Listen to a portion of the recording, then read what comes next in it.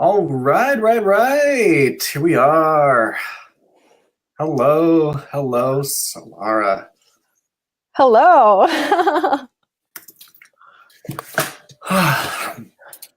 All right. I'm really inspired by Todd Medina of Sology. Do you watch any of the Sology stuff, or are you aware of Sology Network? No, I'm not. No, he goes live like 4 times a day, and he's done like somewhere like 600 or 400 interviews on his Facebook page. He's got a whole show going on, and I was on his show, and he just goes live. He doesn't even like prepare. He goes right into it because it's all flow, and I love that. I'm so inspired by that. Yeah. Well, that's beautiful. That's what we're going to be doing. I mean, that's what I do on my YouTube channel too. It's just life has taught me to just show up and be present and allow. And so that's what I do. Yeah. So I'm super excited for this. We can take off the banner now, show our names. Boom. So you became visible to me from Sydney Campos's Quantum Leap Summit, or whatever, Quantum Leap Your Life, whatever hype she put on behind that. And you had like an amazing interview with her, super inspired. And what really like drew me to you immediately was the Tesla. So let me read that part of it. So you've been described as a modern Tesla of human energetics and a living vortex of cosmic magic. So when did that Tesla thing get coined? When did you coin it? When did someone coin it for you? Like, at what stage of your transformation did you like tap into that specific archetype?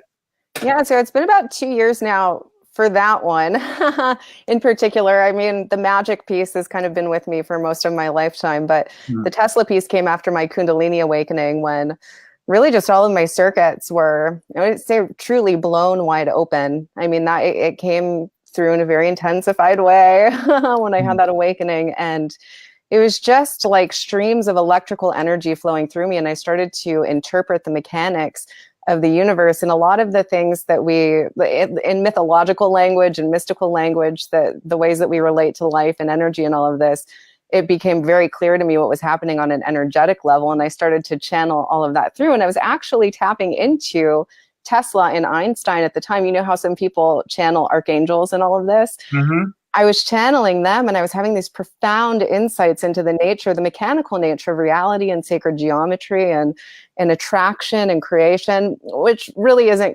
creation. It's more influence Right. and transformation. But yeah, all of that started coming through. And so that's how that came about. Wow. So Einstein is a huge inspiration. Like I love how you said it, because like almost it could fall into that channeling territory if you want to look at it like that. But for me, I look at it like, I'm trying to bring more grounding to it, is standing on the shoulders of giants, right? You've heard of that term, right? In terms of pushing things forward. So a couple of things for me is he was the first biography I read in elementary school, Einstein. That's when I learned that we have the same birthday. Wow, very cool. 14 Pi Day. Of course. And so I naturally just had this, like, I don't know, connection to that ever since, that, divine synchronicity put us together like that. And I really do think that the work that I do is standing on his shoulders to push his work even further than he was able to perceive the imagination and the imagination as a tool for human evolution. Oh, that's so profound. Even, well, as we were speaking to Cindy and all the work that she does around visionary creation, I mean, that's the crux of all of it, is the power inherent in that technology that we all have access to, and the accelerated rate at which we can shift timelines when we use it. Yes. Yeah. Yeah. Oh man, so much. Yeah. I think, I don't know how much you know about my story, but I was a huge skeptic, and I don't know how long I mean, have you been a believer in magic and spirituality all of your life? Ah, well, I always had that connection, but I didn't start to understand it until my late teens. And that's when I really started to practice it and use the power of spoken word and calling things forth into being and just seeing it all actually materialize. And so then I went into deep study about all of it. So, yeah, a greater part of my life. Yeah. Wow, you're lucky, lucky. Yeah. I had my first awakening experience at 21 or 22. Mm-hmm. Um, but I think I've always had a knowing, or like a one of the clairs all my life, but just it was dormant because I was a daydreamer, and in I was bored in school, and so I think as an escape from that boredom and being locked into a desk, there was a processing happening. I was like computing. I was trying to like calculate and solve complex problems unconsciously as like the divergence from how bored I was just in school. And so for me, the theme has been like it's like convincing others to convince myself. So I needed that permission to say that the imagination was technology by trying to explain it enough times to like, is this like almost like asking for permission or something before it was like, oh, I can just say it is like, that's what it is. I don't have to like find a lot of people that agree with me before I can say that it's what I see, that validation or that confirmation, but like it's happening more and more. But that's what I call it, is imagination technology. And instead of having to like try to explain it, now I can like just embody it. Yeah. Oh, isn't that so liberating when you're like, the people who are going to resonate with this and just inherently understand it because they're experiencing it, they'll come, they'll show up. Like we'll dance and play and co-create together. And and you can just let go of the need to make it fit into a mold. Hey, you can allow it to be the beautiful, unique expression that it is, wanting to come through you. Yeah. I do. It's that I do see the gift in all of the skepticism and cynicism that I had to process or see my way through, because I got so much data from that. I got so much gold from having to do the work myself without having someone else tell me how to do it. And I think that my soul set that up in a good way, I think. Yeah. So was the skepticism coming from you or from the external? Ooh. I mean, and depending on how far back, I mean, it's the negative worldview was installed into me from my lineage. Yeah.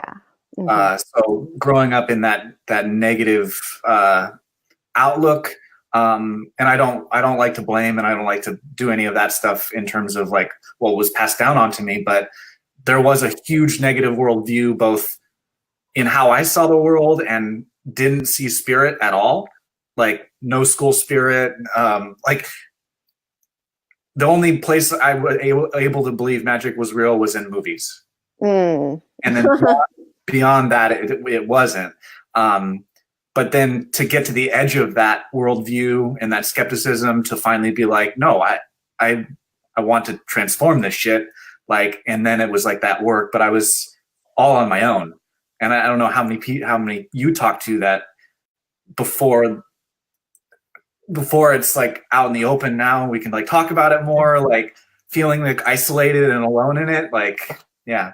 Oh, it's so fun because we get to play together now and we get to invoke really powerful time. Well, I mean, the most, I would say, exalted timelines that are available to us, living in paradise and really revealing that reality, that timeline that's already accessible to all of us. Yeah. And we get to do it together. So it's just fun. The more and more people who awaken to this and realize it. Yeah. What's your, I mean, what is your edge right now? Like, Mm. from outside perspective, especially if you look at someone's website like yours and stuff, like there's definitely the rose-colored glasses of like awakened and like master and like all of that stuff. Mm-hmm. I'm curious, like what is your edge? Because you're creating a big vision from what it sounds like, and you're doing all these cool programs. Like, Mm-hmm. what is like the big thing that is the big hurdle for you right now, or do you not look at it like that anymore? Is it no challenges kind of thing? Is it just all ease and flow, or? This is a beautiful question. Thank you for asking that. I toggle back and forth between like everything's perfect, there are no problems, everything is unfolding exactly as it's meant to be. It's like all in that source perspective of seeing Mhm. things. And then I get into the space of, my human wanting to bring forth more of my superhuman, my supernatural, my mystical, my wild, sexual, erotic, primal, creative, magical, poetic, all these different dimensions of myself that are so rich with vital energy and inspiration. And when I feel it, it moves and compels me. So I can imagine the power that it would have to move and compel others to their own full expression and their creativity. And so that's an edge for me, to let myself go all the way there, because it's powerful and it's strong.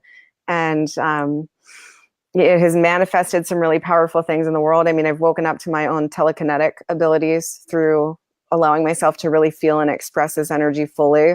Mhm. And so there's been dimensions of my own embodiment that I haven't allowed their full expression, uh, Mhm. because of my own personal fears around, not being accepted, which I instinctually know, the more that I just allow it to be fully, I'll be accepted and embraced even more. But it's just a dance that I do in my own mind. Yeah. So just being fully in the power of that, of my emotion, of my passion, of my creativity, of my sexuality, and letting all the different degrees on that spectrum shine Mm. fully. Because that's, when I'm in my own space and I'm doing ceremony and I'm doing activations with friends and clients, like we go there, we go into the truly otherworldly spaces and places. It's almost like, I've never done plant medicine, but I feel, Mother Ayahuasca all the time. Like she always comes into it's that kind of energy that is activated in these spaces, and it's powerful and it's Yeah. beautiful. And it's just, I want to bring that forward more. Mm. Mm.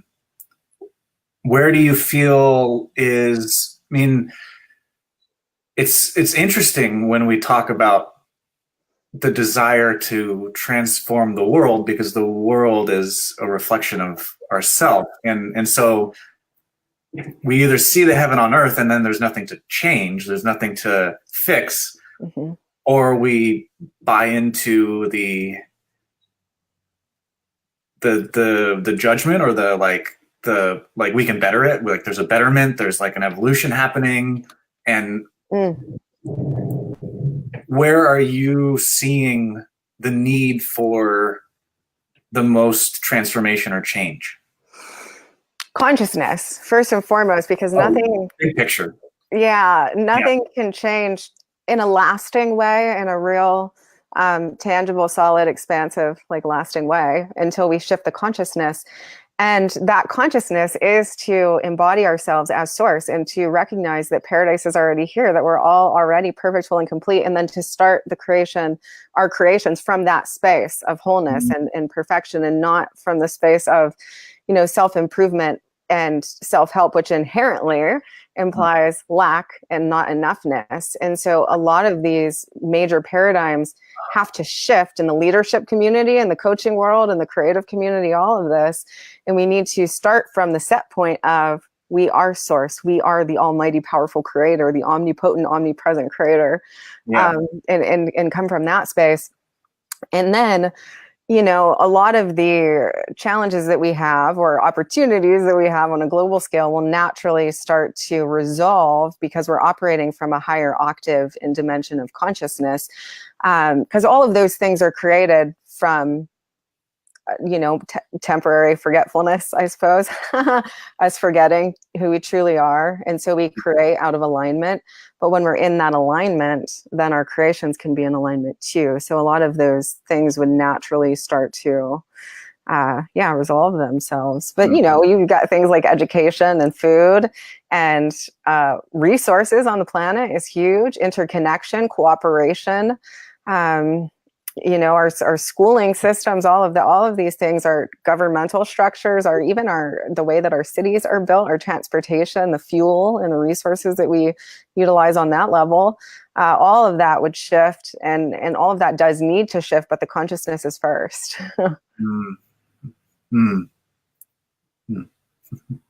I'm buzzing over here, by the way.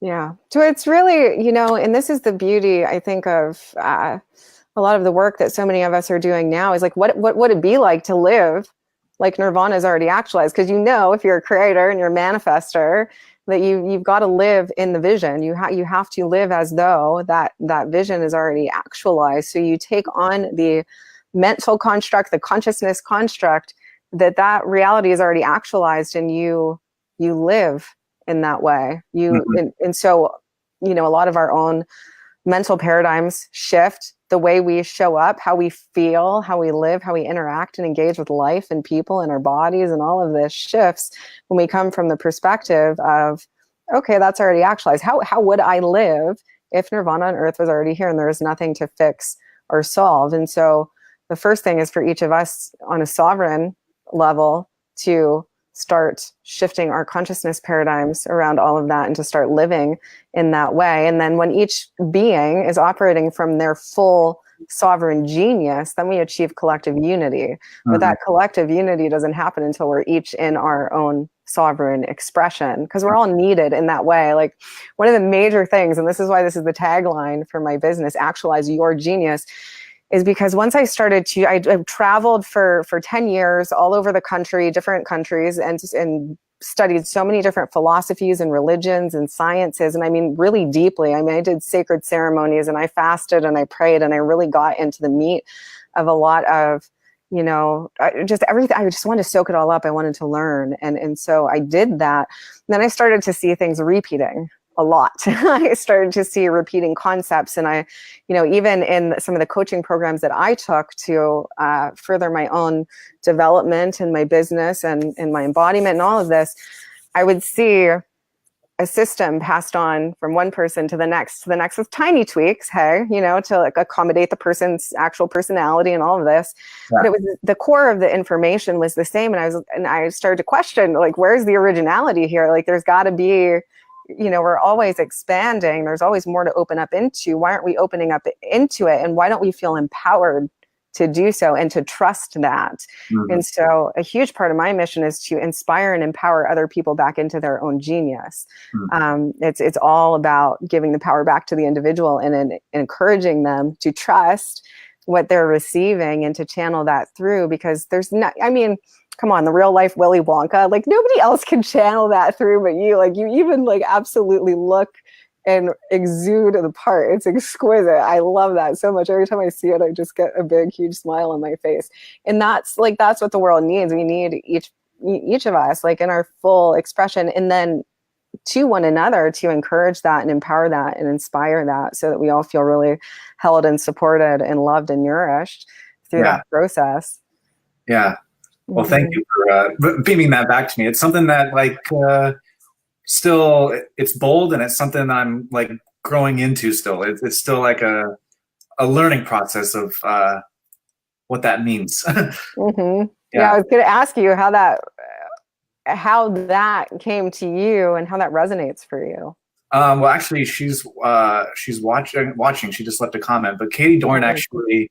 So it's been a huge theme archetype for me ever since I was younger, and I saw it, the movie Willy Wonka and the Chocolate Factory. It left an indelible mark. And then as I got older and I watched it a bunch of times, and there's just something about the light and the dark being embraced, and the wonder, and the compassion, but not compassion. Like, I just love it. It feels so mysterious yet creative, and it connected when, I don't know if you're familiar with Steve Sims. No. No, he wrote a book called Blue Fishing. His brand tagline is "The Real Life Wizard of Oz." Oh, yes, love that. And so I was like, oh, if he could do that, like, what? I'll try this out. And yeah, it's fun. It makes it fun. It makes it fun for me. Oh yeah. I've been playing with like different titles and different ways of expressing myself in the world. I'm like, you know what? I look at, well, and it's tough to like choose, there's so many creative ideas that come through, and we're all the full spectrum of all things. So it's like, in this moment I'm this, and in this moment I'm this, but the primary one that keeps coming through is Oz. Like, just Oz just keeps showing up and being reflected back to me everywhere. And it's just that, it's that magical, and it's wonder. It's true wonder. It's like when things happen in our lives and in our reality, that just strike us, and you're almost just your breath is taken away, and you're in awe, and you're in such appreciation, and in that sense of wonder and almost stupefaction in some regards, as to wow, like, this is real, this is actually happening, and I'm witnessing it in real time. It's just wild, the capacities that we all have access to. Yeah. So I want to ask you, so what is your experience of magic and quantum creation and all of this?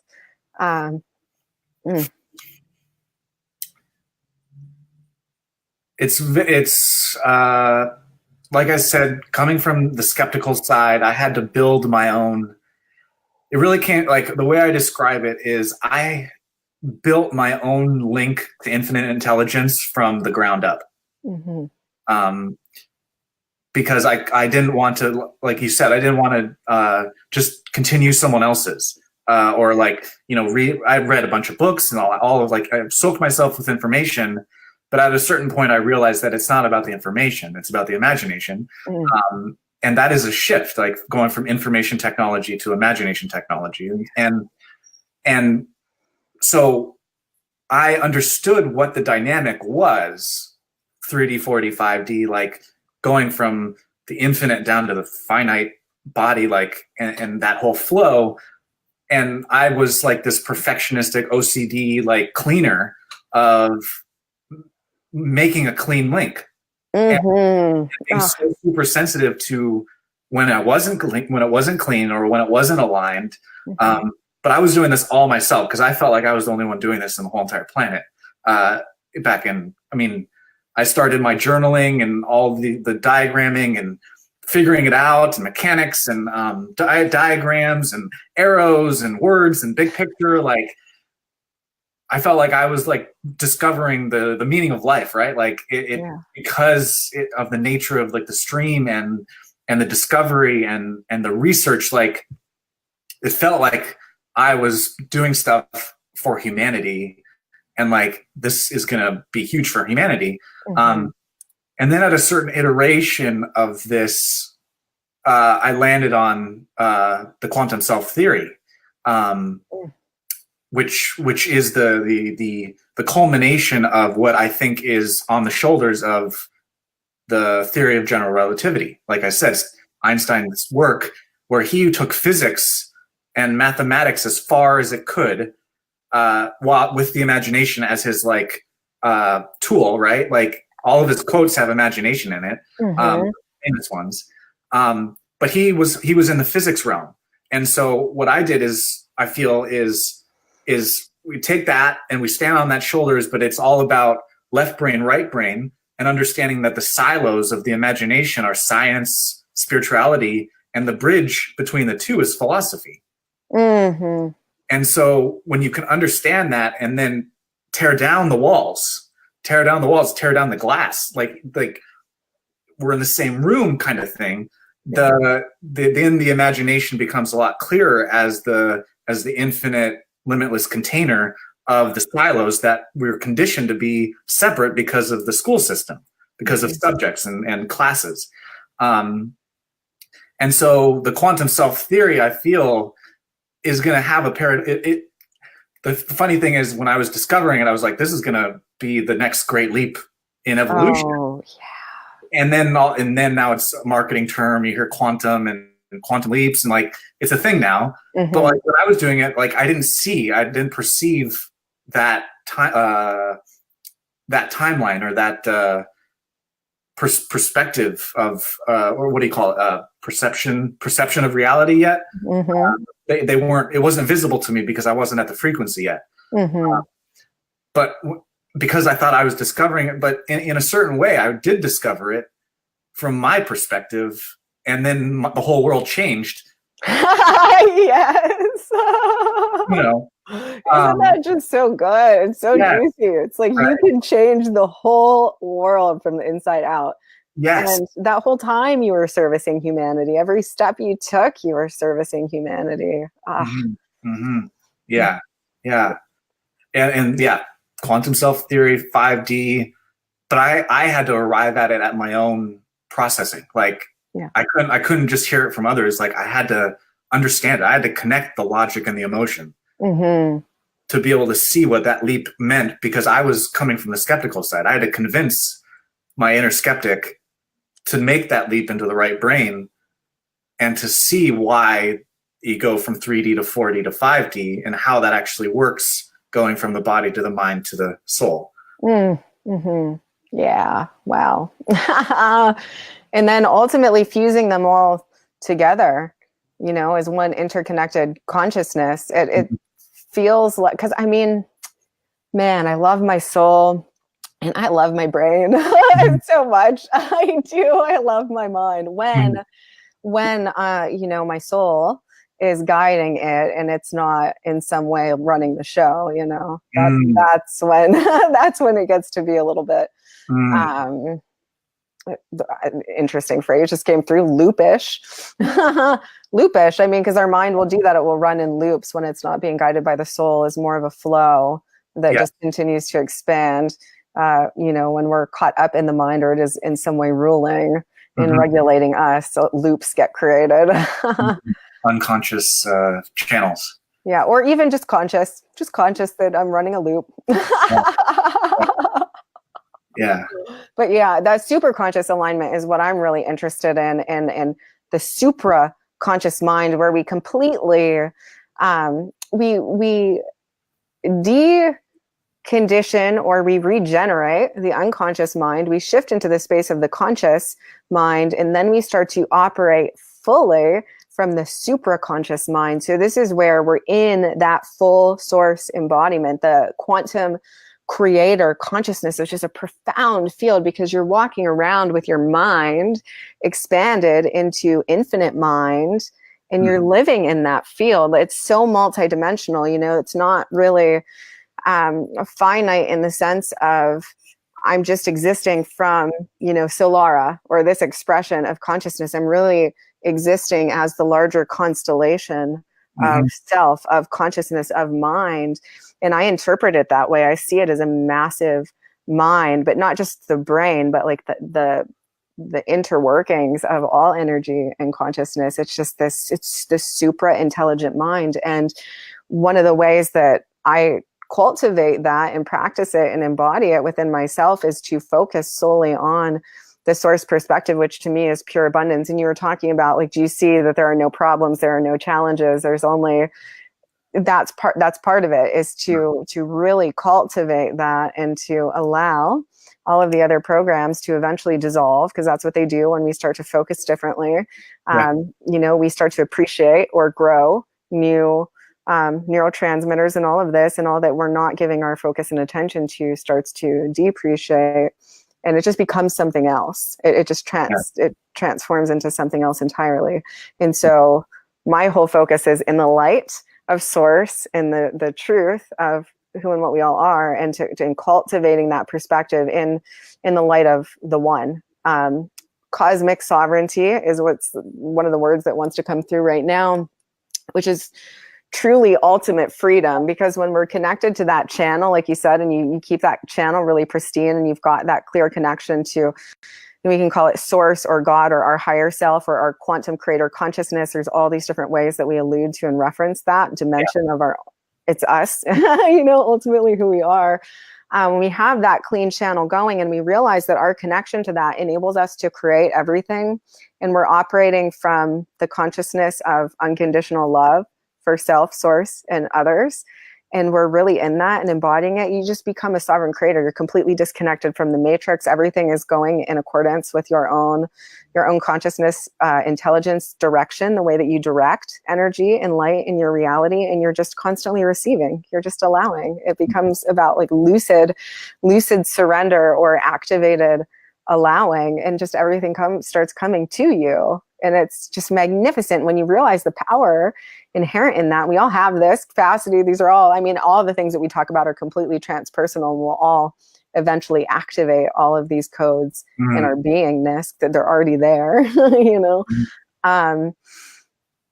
You're free. You're free. And you don't have to play by any type of matrix programs at all. You just, and it's just the most exquisite, liberating place. And then, I think from the space of excitement and compassion, you want to invite people into that space. Yeah. What was flashing while you're talking about that is it's the journey from the 3D to 5D or to the infinite. Like, you're going from scattered light, like it's almost like a double prism, because it's a scattered light is in 3D, and that's like that feeling of scattered. It is so prominent for when you're like overwhelmed or stressed. It's because the light is all scattered in all of these different time-space ways.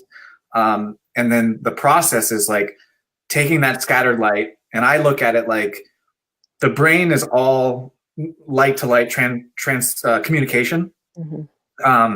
Neurotransmitters and all that is just light to light, and it's all complex, and it's all the brain. But if you just take that and you really simplify it elegantly into one light beam, you take all that light and you just turn it into one light beam. Like, that's what you're doing. You're taking all that scattered light, you're making it into one laser light beam, and then you're like scoping on it and then diving into one light beam. And then you're going into the multidimensional, and it's like another spectrum of a rainbow, but like an infinite amount of them. Yes. And it's all the way that I see it is it's just like a neon rainbow, because it's sharp and it's defined, and it's all the different colors of the spectrum, but it's even beyond the crystalline structures that are just so beautiful. It reminds me of like an opal. The crystalline energy is, they're very light and feminine and delicate and just refractive and holographic and chromatic, and they're beautiful. And then when the light is really focused in that way, and this is what I get when I channel Tesla, it's just like a neon rainbow. Everything is lucid and clearly defined and focused in all of those. It's a space of simultaneity as well. It's just perfect harmony. It's being in sync with the self and the all simultaneous. It's pure flow. It's a pure flow state. Yeah. It's just and allowing that. And I want to ask you this, so we can play with this for a while, because I'm sure this is many people who are watching are curious about this. How do you take all of this energy out here and focus it through? Well, that's a big question. That's a great question, because I'm a sensitive empath, as I'm sure a lot of people are. And it's been a path of self-mastery, of understanding. So with my theories, the way that I share my work and the elegance of my synthesis, I look at it in dimensions, and this is how I understand multidimensional, and how I teach it is 3D. The third dimension represents the body, and to understand the third dimension, we have to understand the teaching of timelessness. And I take that and I pose it as a theory called the day one theory. And so to ground the body, to get back into your body, and this is all encompassed into understanding sensitivity. So once you take this theory and you practice it, like any theory, like you go and you have the hypothesis that the body doesn't exist in time, and you actually prove it to yourself or disprove it. Like that's how I would have wanted it presented to me. So the day one theory is basically to get you out of the linear collection of time as an identity, telling that story, to telling the story of the day. And it's not exactly timeless, but it's shrinking the amount of time that you're carrying and the relativity of it. And so the day one theory, like that, you prove that to yourself, that the body doesn't exist in time. And then the next step is for 4D, which is, I look at 4D a little bit different than I think the crowd does. I look at 4D specifically. That's the self-conscious mind. That is the stuff that you see that I can't see. So it's like you can see your mind, you can interact with your mind, but I can't see it. That means we're in a different dimension. We're not in the third.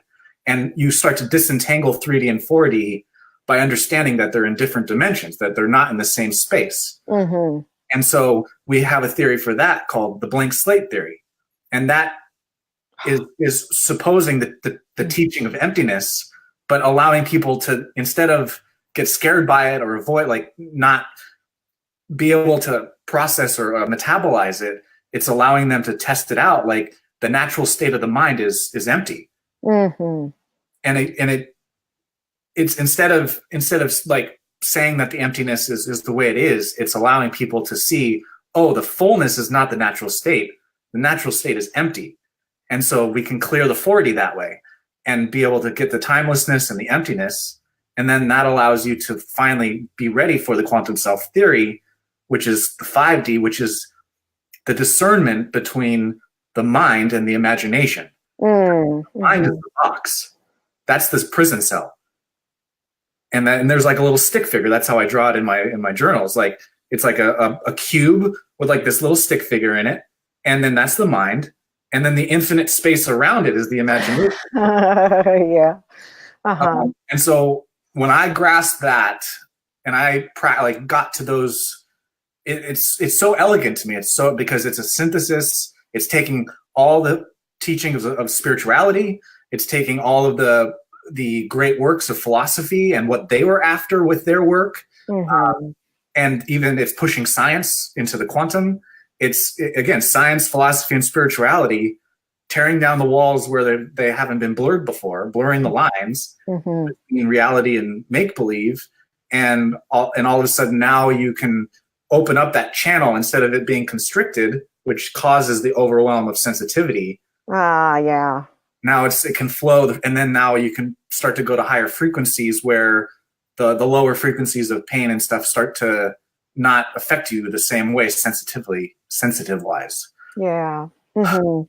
That's beautiful. As you were sharing, I had just an image of the space of the open heart, and it feels like that when we fully allow ourselves to enter into that space, it's cosmic Christed consciousness of allowing ourselves to flower and open and trust, because everything that we're experiencing out here is a reflection of what's happening in our own consciousness. And when we know that, and we can fully open in the space of the open heart and of love to all of this, there's no fear anymore. And you really do start to see all these new miraculous possibilities. And it's really magical how your life shifts and how the people in your world shift. Everything shifts, when we live from that space. It's just that open expansion of the heart, the imagination, being able to see into infinite potentials and possibilities. And it's even the way I experience it as a realm beyond creation, where it's just living in that space. Everything unfolds automatically, simultaneously, and naturally.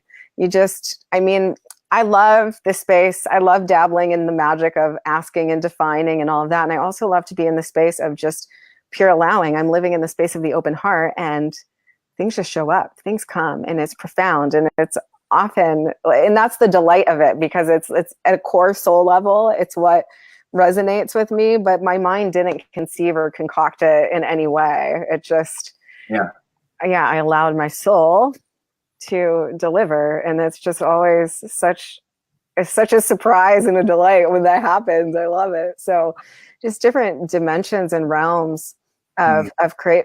And I mean, it's really a profound space of being Oz, where you're so open and expanded in that space, and things start to happen for you and around you all the time. And it has that, it has a really strong, otherworldly, magical, enchanted vibe to it. I mean, I've watched people in my presence, I've watched their language shift from just being, I'm like, that person would have never said that ever. Like, that's not a part of their repertoire. And then they, just being in the same field, and then I'm just like in awe. I'm like, wow, like that's how that's how powerful this is. And it shifts everything around you. And when you do ask in that space, things materialize instant.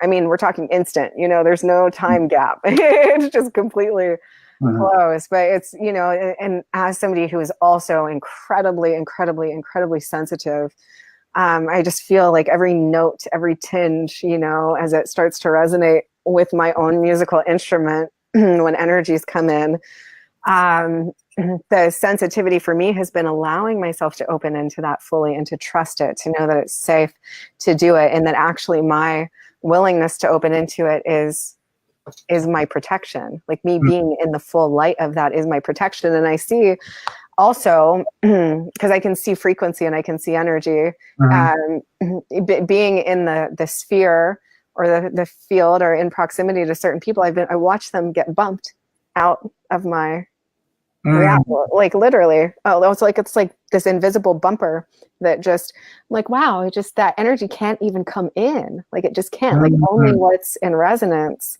with the light and the love. And so it's been such a fascination, and just how, like, you were getting that pure, clean channel. Like, a part of it for me has also been that, so that I can feel and be fully free and sovereign in my reality, and just how to embody that light, embody the space of being in the open heart at all times, and live in the light and the protection and the beauty and the grace of that space. Because then there's no fear there, and it's so innocent and so pure. And I just got this comical image of, like, you don't hit any red lights when you're driving, do you? Oh man. Well, yeah, I say I do, but I don't try to, that's not something that I try to. What doesn't happen is when I'm in the airport, I never have to wait ever. It's great. Like, when I'm traveling, even like between countries, I don't ever have to wait. It's great. I love it. I just walk in and I'm like, open, and here I am, world, and I'm like, let's get the shortest line. And always, every single time, it just a perfect example. It's so funny. Last time I went to the airport, there was a huge line, right? And there's huge. It was all the way to the end, and it was full. And I got up to the end of the line, and one of the people who was regulating the flow of people said, guys, there's a whole other lane down at that end. There's nobody in it. It's going to be about a 5-minute wait to get all the way through customs. And I was like, shoot, here, we're going this way. And so it's just fun. Like, those are just fun perks. And there's that on a regular basis. And, just all the things that your soul desires, like love and romance and creative ideas and insights, and just literally feeling lit up and inspired to create on a regular basis. I think that in and unto itself is something that I find deeply satisfying and fulfilling. And the amount of love that I feel in my heart sometimes is overwhelming, that it moves me to tears. Like, the actual genuine bliss and ecstasy that I feel, and it's in my heart, I mean, it can be sexual too, but the what I experience as true bliss comes from my heart space, and it just moves me to tears and of appreciation, and, resources and wealth and finances and just all the miraculous gifts and surprises that show up. It's all just icing on the cake that comes from being in the embodiment of, what we are, really, and living in that space of pure. It's so pure. It's pure heaven. It's absolute paradise, and returning to our original nature. And a word that comes up for me a lot is Eve. just being a virgin unto the moment and allowing everything to feel fresh and open and expansive, like a spring day, like, kiss of sunlight, and just allowing that energy to infuse me. So these are states that I, practice cultivating and opening into and grounding in. And yeah, I mean, that's the transformative work that I do with people, is that I just take them directly there. You just go right to paradise. We just go right to paradise. And we use all those tools and those technologies, why not just go right there? Yeah. That's one of the discoveries that I had in studying physics and quantum physics, and even superseding the laws of physics and quantum physics. I'm like, it's all operating according to our belief. Anyways, and so if we can just go directly to the result, if we can go directly to the spaces and places that we want to cultivate, why would we invest energy in any other dimensional timeline? And that's a valid choice too, if we want to do that, if that's something that we truly want.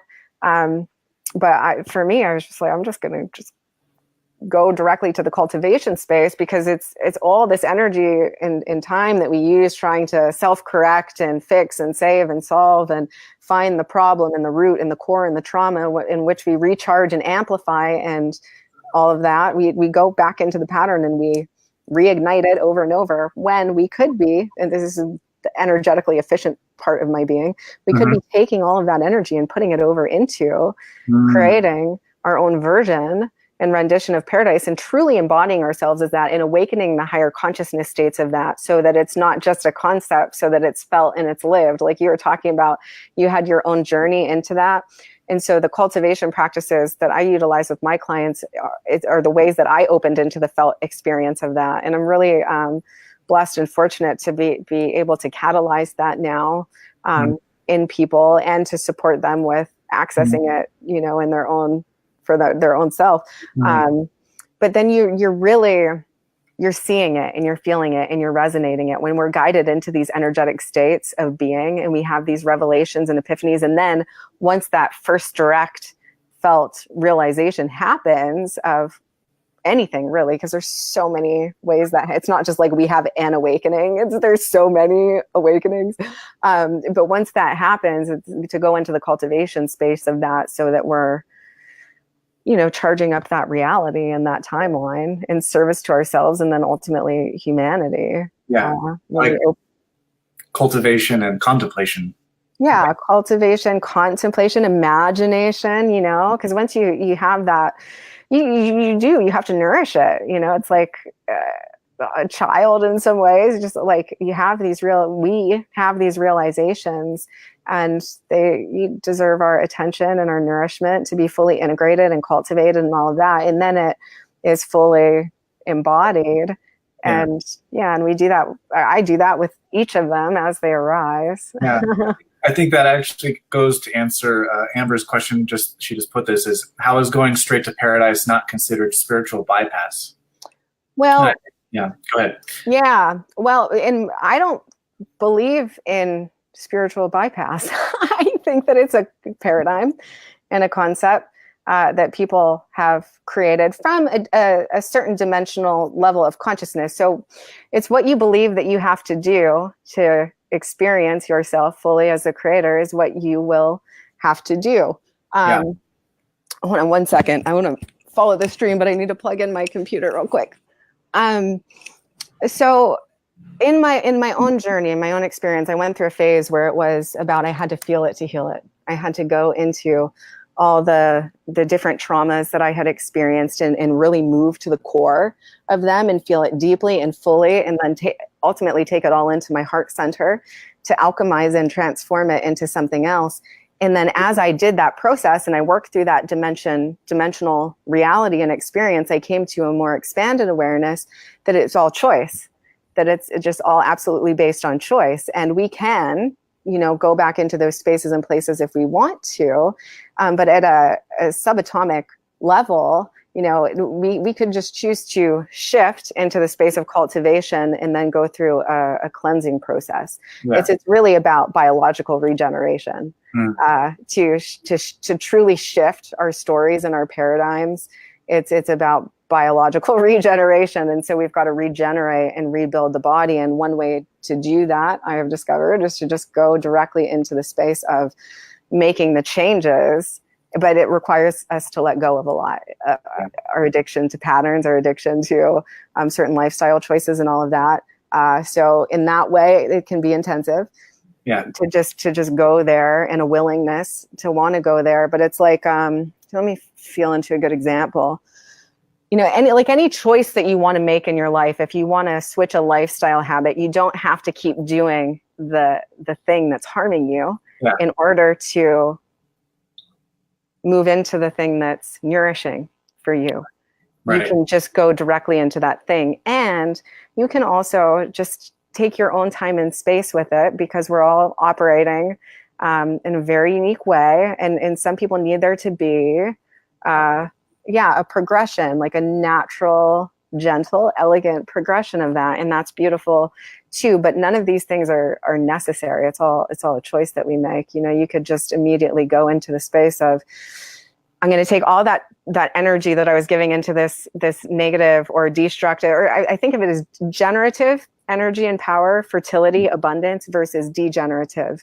And so all the things that we're trying to release from our genome and our genetics and our epigenetics and all of this are the patterns of degeneration.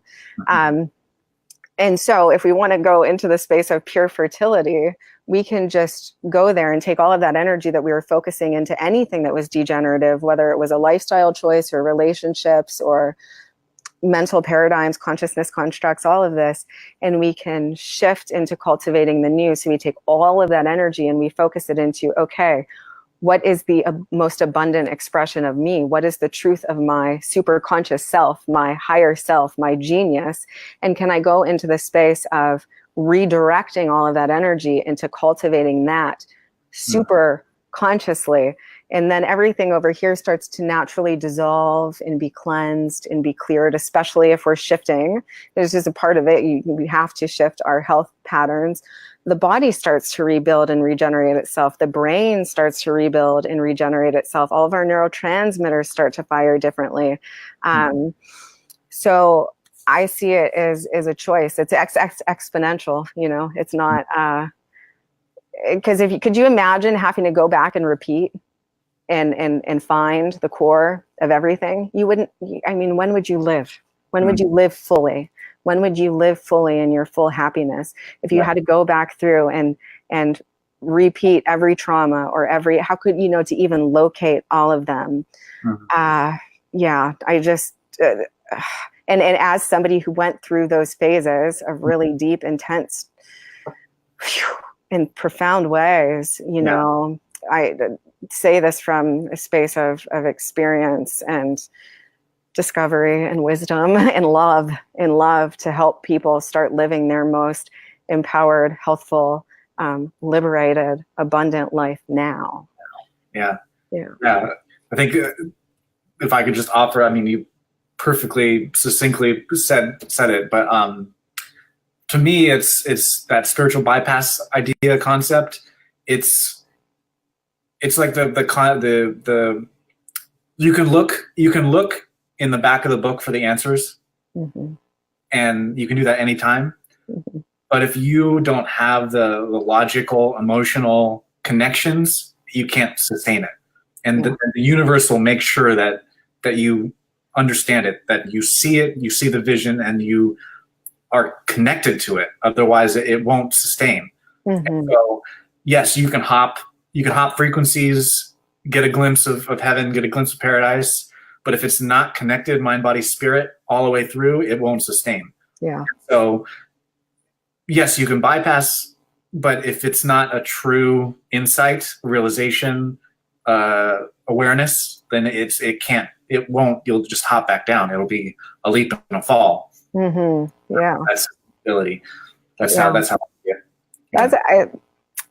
Well, in the work that I do, and why this is so important to me, is to provide tools for people to directly access these states and then to continue to cultivate it. Because the key is the transformation can be instant. I mean, how many people have had an awakening and that's instant, and then you go back into the old consciousness, and then you're forever looking for, how do I get back into that space? And it becomes, and that's how most of us start our journey, our quest of seeking and self-discovery and all of this.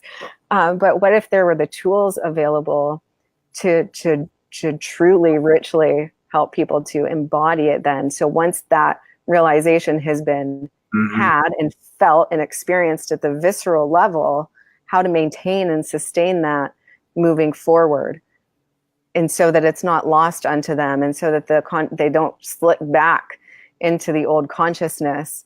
And so that's my work. My work is to facilitate the direct realization, and then it's maintenance and expansion. But the most important space was once those realizations they have to be nurtured, they have to be cultivated, they've got to be enveloped and embraced and loved and truly watered like a garden, so that they can grow and flourish. But I don't think in any way it's necessary to continue to choose lower dimensional states of consciousness. Oh, completely agree. Having said that, from diving in there and doing all my work and research, but that I totally see what you're saying. I want to bring this. I've got a couple things. Let's bring this back to pop culture for a second. Yeah. What is the mark for you that the movie The Matrix, or the documentary The Matrix had on you?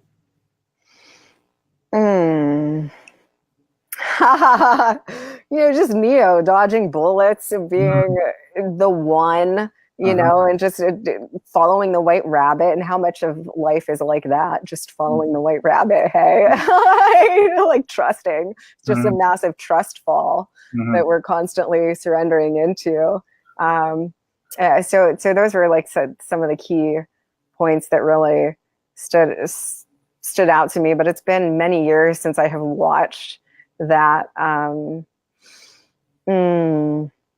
the mystical interpretation of what all of those things mean, like truly, what is it to follow the white rabbit? What is it to really dodge a bullet? And in the otherworldly realms. So I don't know how long you have. We're almost at the top of the hour. I just wanted to entertain, since we've got Einstein and Tesla in the same room, let's come up with, to me, if it's not a suppression out there, government or whatever, where is the next great battery technology? The next leap in I don't know if necessarily we as a humanity want infinite energy in form yet. I think there might be still some allegiance to having scarcity in a way for learning and stuff. But if we're brainstorming, if we're going to make a battery startup together, and we're going to push science to the limits and come up with the next great battery technology, what's coming up for you if we were to put our heads together, put our brains together, and what do you vision for battery technology? So are you looking at beyond electricity? I'm looking at having my phone last longer than a day. Or the Tesla car not having to charge. Oh man, do you know about 5G? Yeah. Oh yeah. The wireless tech, cellular, the next level cellular, right? Yes. Will you share with me what you know about that technology? I've heard, the tech side, just the next step up from LTE. That's what I understand about it, in terms of speed and throughput and bandwidth. And then on the dark cabal side, I heard that there's a lot of energetics that influences our consciousness, and I don't really buy into that stuff, but that it's a suppressing consciousness, or that it influences minds in a way.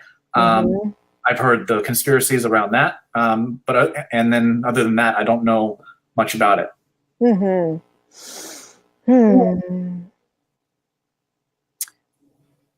Yeah, I didn't get the conspiracy thing either. I actually saw it as a really beautiful upgrade, and actually a reflection of the way that we're upgrading as a consciousness.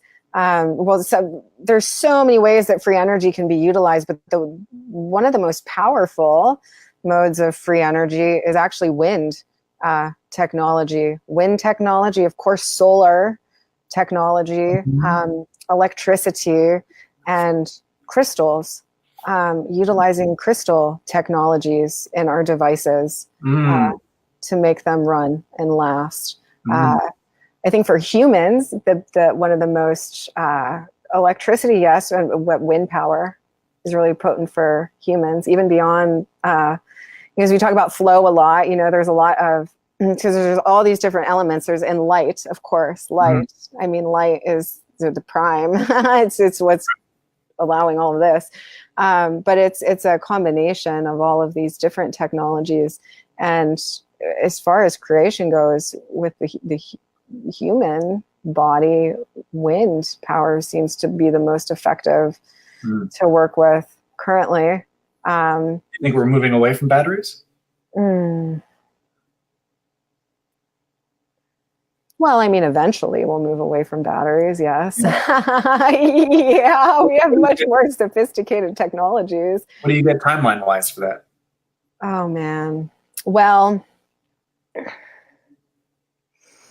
so what I'm hearing is it's up to us. It depends upon the rate at which consciousness expands. And so here's an interesting duality, and I was feeling this earlier when you asked another question, but we didn't go there. So simultaneously, heaven on earth is already actualized. We're already there.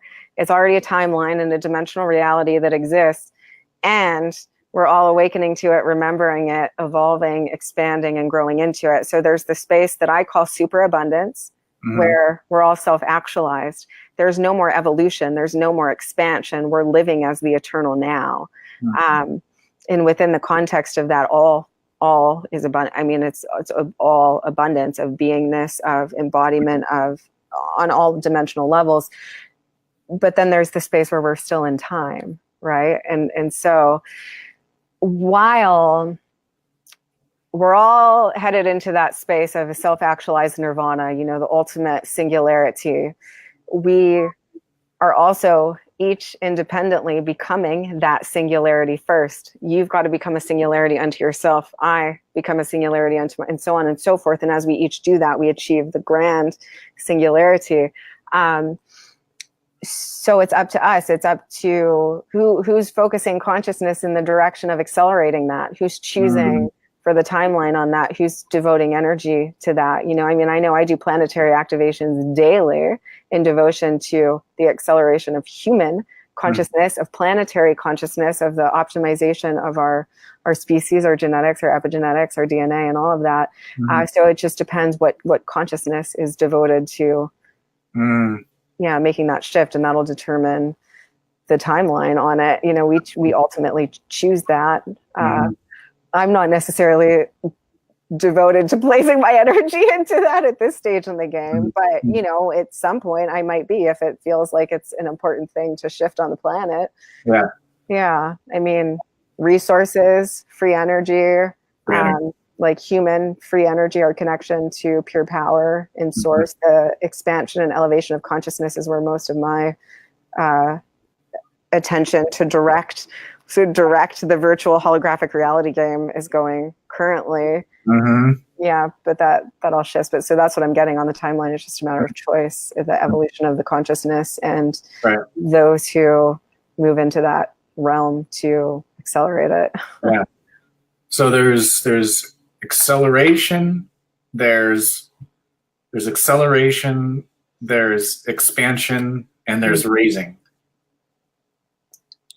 All simultaneously. All simultaneous. Yeah, those are all the different axes, because it's the way I think I've done a post about this, but the acceleration, I mean, that's the time relativity. So that's all relative to what our previous marker was, which is closer and closer to right now anyway. And then raising is up the ladder. That's up the y-axis of frequency. And then expansion is interesting because I think what you said, it like at a point evolution stops because expansion stops because it's infinite already. And there's because what is actually expanding? There's no form expanding. There's nothing it's emptiness filling itself. So what is expansion when there's no form expanding? Well, the consciousness is expanding. And so looking at, if we want to take the image of, like a flower or a seed of life evolving into a flower of life, and this is happening at the micro and the macroscopic levels, so just to paint a picture here, looking at, we've got a whole entire solar system and multiverses inside of our own human body. And we can see this if we take a microscope to any dimension of our beingness. If you look into the galaxies and the stars, which is why I have that NASA footage at the bottom of my website page, because to me, it's awe-striking that the stars that we see, and that's our potential. That's the same potential that lives in our DNA. It's light intelligence. And so that is being mirrored and reflected in the cosmos. We are the microscopic organisms of another massive avatar. You can even begin to imagine that our actual solar system, or the chakras, is the solar system of another larger avatar. Talk about humbling and awe-striking. And feeling the exquisiteness of that and the awe. I mean, there's really the awe of that. So every time I look at that video, I'm like, man, like that's the DNA of another being. And when we're all made of that, and that's what our potential is. And so expansion is, when we're in that's any dimensional octave of consciousness, it really truly moves infinitely in and infinitely out. That's why if science, we are the makers of science. If we are looking intently for something, we will discover it. And that's why there's always a smaller particle, a larger reality, and all of this, because we are the observers, which is a fun place to get into with magic. And this is where I love to play, is bending the law, because it all comes down to the observer in the belief that we have. Is Neville that said, the power of belief is a power against which no earthly force is of the slightest significance. And if we can really grab hold of, and it's like a feeling, it's a knowing, it's just power. So you're literally operating from supramind, and you're observing the reality in the timeline that you want to create. And yourself as that powerful infinite creation. And so it materializes, it actualizes. So these are just fun creator technologies to play with. But the expansion is, if we're operating at a certain level of consciousness, and so we'll take it as, if we're at the seed of life, or a seedling, or just at the planting stage. And so we're in this kind of space of being able to see within this dimensional prism, this dimensional octave of resonance, of frequency. So we're only able to perceive at that level of frequency and all the information that comes with that frequency. And when we have some type of an awakening experience, however that comes to pass, we go through an expansion in frequency, resonance, vibration, musicality, tonality. The octave widens, the light intelligence, the information, the consciousness, and the perceptions that are available also widen.